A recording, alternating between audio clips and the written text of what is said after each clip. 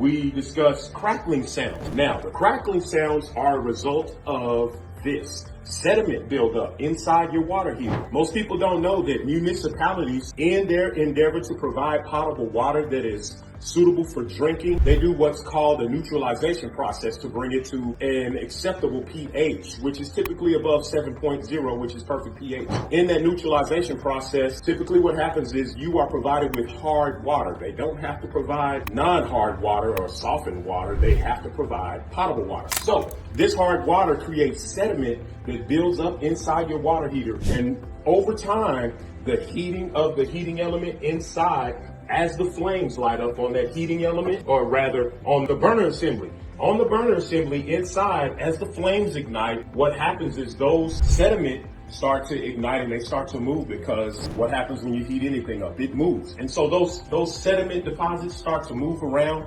inside, and that is typically what you are experiencing whenever you hear crackling sound.